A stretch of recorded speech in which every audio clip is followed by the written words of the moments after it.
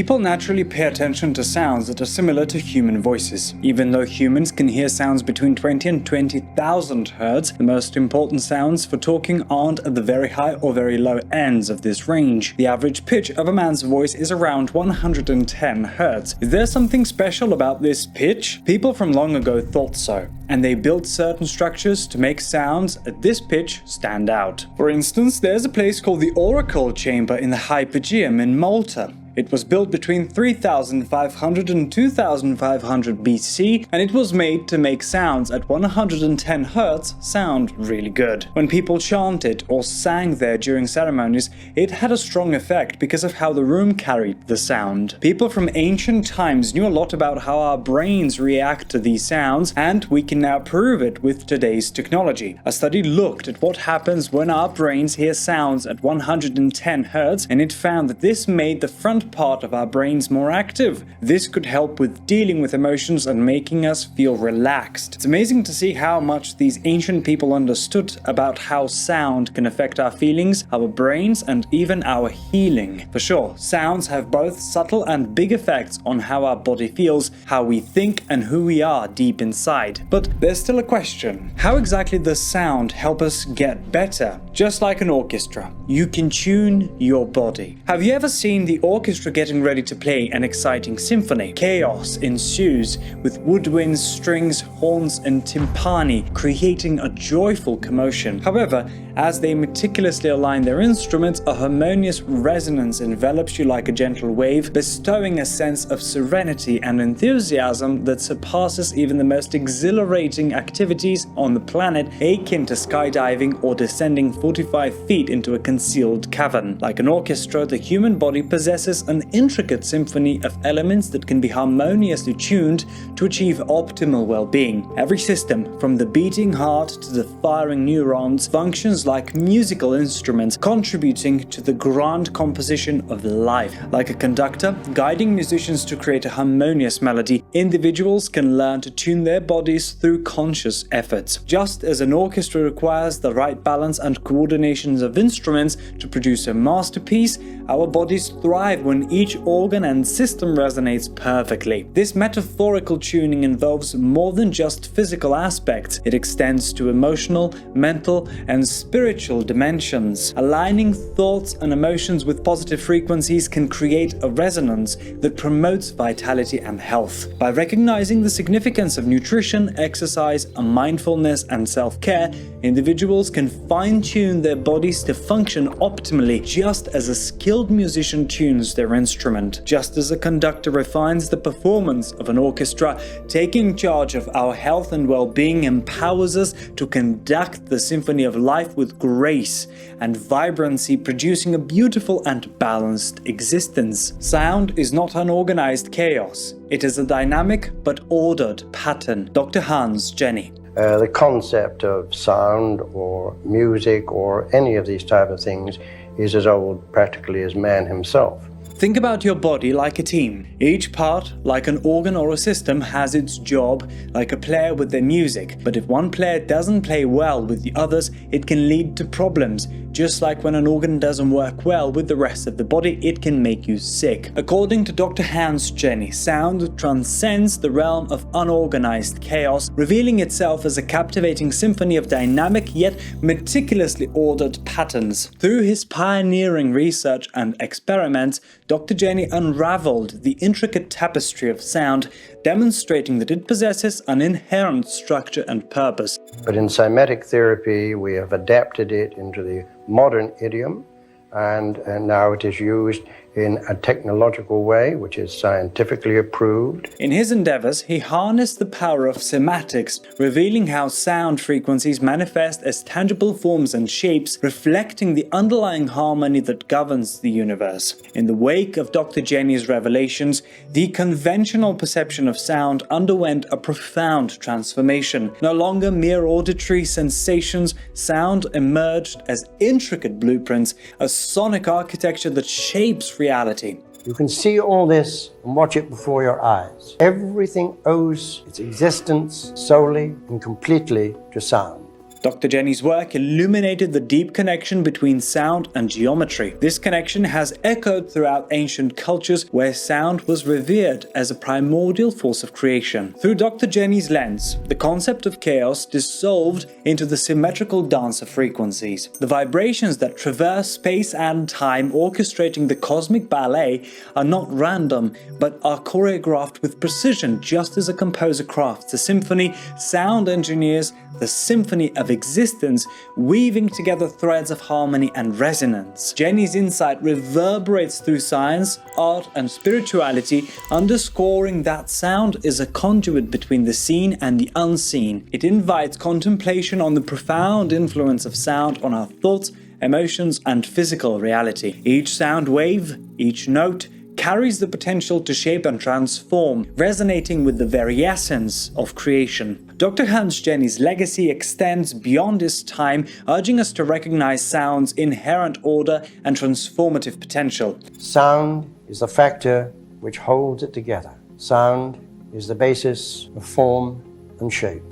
In his revelation that sound is a dynamic but ordered pattern, he beckons us to listen with fresh ears, attune ourselves to the cosmos symphony, and embrace the harmony that underscores our existence. As sound therapist, Dr. John Beaulieu, ND, PhD, explains the fundamental principle of energy medicine is that an underlying energy field generates physical, emotional, and mental behaviors or symptoms. If we change the energy field, the physical, emotional, and mental behaviors will also change.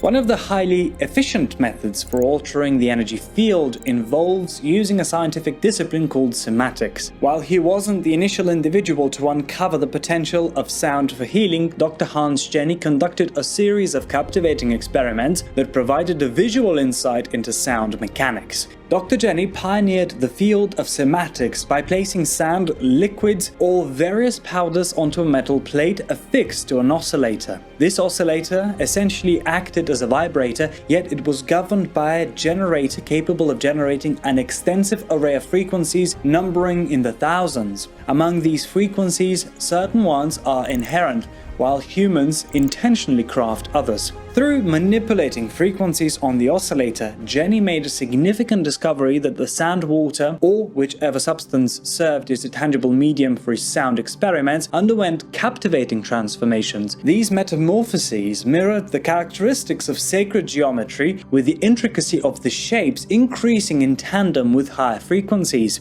And to end with, here, by way of contrast, is a sonorous figure, a static figure instead of a dynamic one, representing the opposite pole in the vast range of phenomena that make up the world of vibration. He wrote, "Since the various aspects of these phenomena are due to vibration, we are confronted with a spectrum which reveals a patterned, figurative formation at one pole and kinetic dynamic processes at the other, the whole being generated and sustained by its essential periodicity." Jenny's observations essentially provided a straightforward means of witnessing the animation of matter. With our current comprehension informed by the burgeoning realm of quantum physics, we recognize that patterns materialize through energy waves. The plates served as a visual manifestation of a comparable phenomenon for the scientist. In ancient Sumerian culture, this concept was well established. It's the rationale behind the reverence for practices like mantras. Consider the seed syllable Om,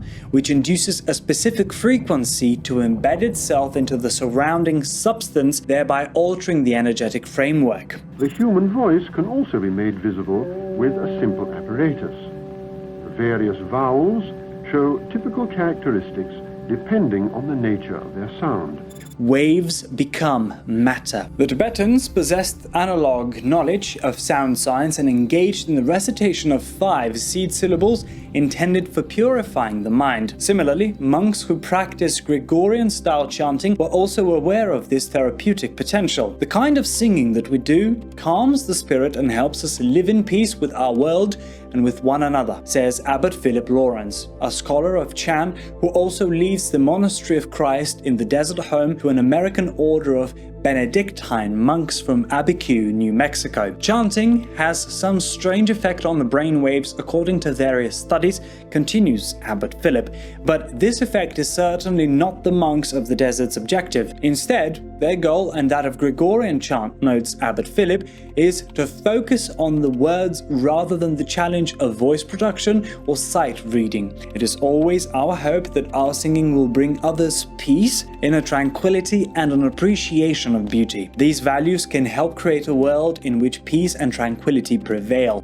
Given that all matter constitutes distinct frequencies emanating from the collapsed wave or quantum field, we possess the capacity to shape an alternative reality through sound. The potential for profound healing becomes evident within the realm of sound science. The portrayal of the Sri Yantra, a mandala materialized through sound and believed to have been envisioned by a yogi during profound meditation, serves as a depiction of one of the most ancient sounds known. It is sometimes referred to as an embodiment of divine resonance. The triangles that manifest within the Sri Yantra exhibit impeccable harmony owing to their alignment with the divine number pi, which also underpins the golden ratio phi. The Greek philosopher Pythagoras possessed insights into both sound and sacred geometry, concepts expounded upon in works such as Euclid's Elements around 300 BC, Luca Pacioli's De Divina Proportione in 1509, and Johannes Kepler's